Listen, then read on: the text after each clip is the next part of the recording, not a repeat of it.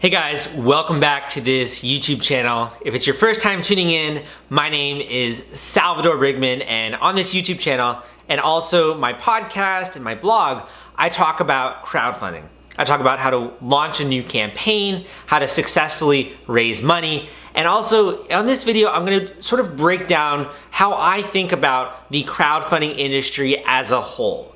The various aspects, the various niches, and how I segment that. And I also want to start off these videos by giving one fun fact about myself, just so that as I'm getting to know you through the comments section, you'll also get to know me a little bit.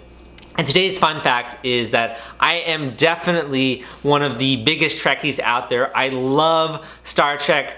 Specifically, my dad would get me into the movies, the Star Trek movies. I've watched the TV show. I've definitely, the TV show is more of an acquired taste just because it is like an older background there, but I love the movies. I'm even wearing my Star Trek shirt here, as you can see. But let's get right down to business. Let's get to the crux of how crowdfunding differs and the different industries that are out there. So first, there is what I consider to be rewards-based crowdfunding. And rewards-based crowdfunding, basically you as the backer are going to be giving money to a crowdfunding project, and in return, you get access to a reward or a perk that the creator designates. What do I mean by that? I mean that if someone's trying to raise money to create a comic book, they're gonna different reward tiers in that crowdfunding campaign, and a comic book is going to be one of them. That finished comic book, maybe other ones are going to be that you can get a character named after you, that you can get a line of dialogue in that comic book. A rewards-based crowdfunding campaign is when, by raising money, you are also signing on to deliver these rewards to your backers. So there is an obligation there. It's not just free money. You have to calculate in the costs of delivering the rewards while also raising money to put on this project. And the biggest sites out there, definitely I would say Kickstarter and Indiegogo are the major leaders in this space. There really aren't too many other sites out there. They really have the largest market share. And you have to also keep in mind with rewards-based crowdfunding, you're going to have to set a fundraising goal when you go on one of these websites. And that sort of leads me into my next, the way that I designate the second type of crowdfunding. So I look at all of these types based on the incentives of the person putting up the campaign and the people backing it. So with this next type, which I call donation-based crowdfunding, the actual person putting up the campaign, it's twofold. One, it's personal crowdfunding campaigns. These are campaigns you might see on GoFundMe, on Fundly, on YouCaring. There are a lot of sites out there. And the actual person putting up that campaign, they're raising money for personal expenditures. Could be medical costs, could be school-related costs, even costs related to a marriage that they're about to have. And this is again called personal crowdfunding. Then there is nonprofit fundraising or nonprofit crowdfunding. And here, an actual nonprofit organization is raising money for a cause or a project. And they're raising money either from directly the donors, the people out there online, or the people who are already a part of their donor list, or they're using what's called peer-to-peer fundraising. And peer-to-peer fundraising is when they're giving the actual closest donors to them the ability to raise money from their social network. So again, that is called peer-to-peer fundraising. You can think of like Relay for Life as a really good example of a peer-to-peer fundraising campaign. And there are a slew of other websites out there that you can check out in these various categories.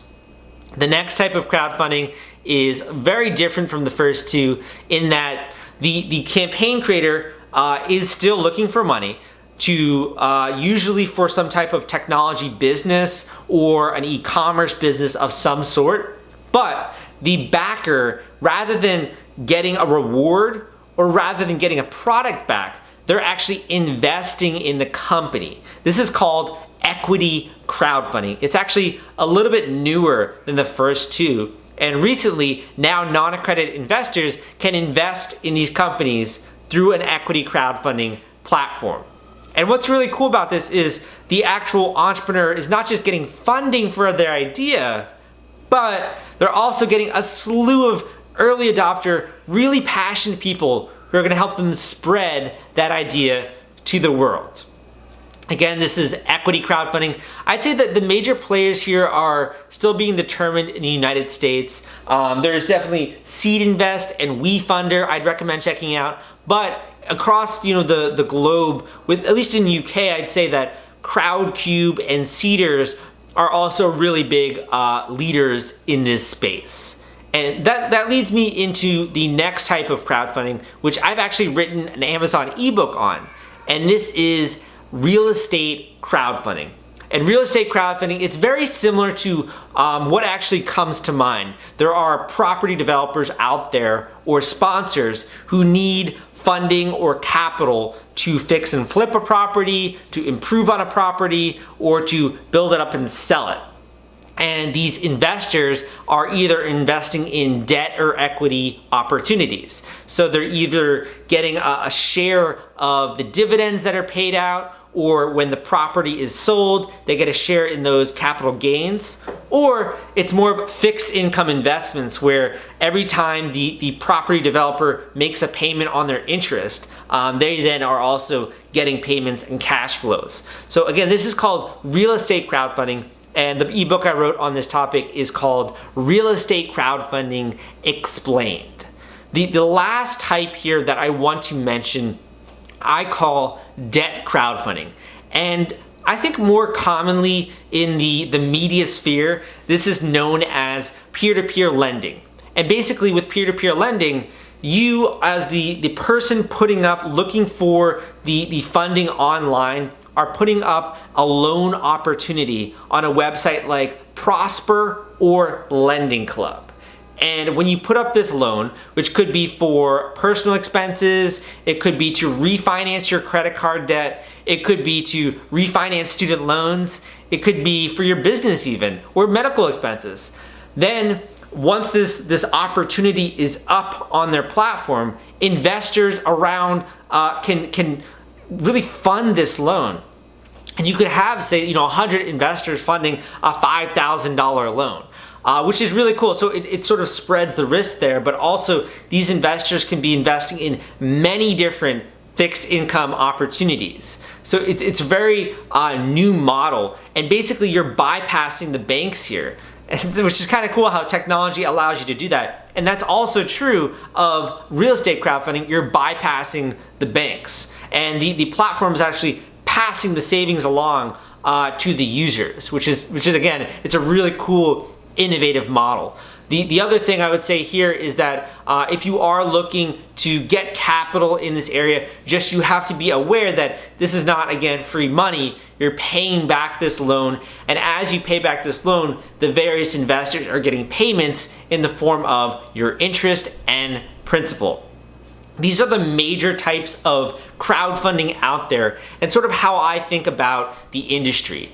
I think that one of the biggest commonalities here is just the way that technology has been able to make capital formation and capital going from the buyer and the seller in a marketplace so much more efficient. It's just ridiculous to me the level of efficiency that some of these crowdfunding platforms have. They're really connecting the people who need money for an opportunity or a specific cause with the people who then can provide that. And they're aligning the incentives in order to do that very well.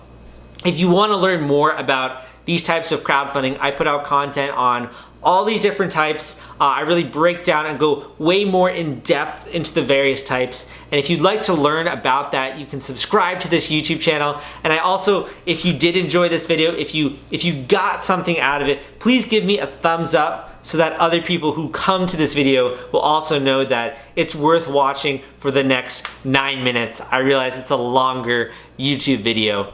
And finally, I invite you to leave me a comment below if you have any questions about these major types of crowdfunding. Again, my name is Salvador Brigman. It's been a delight talking with you today, and I'll see you next time.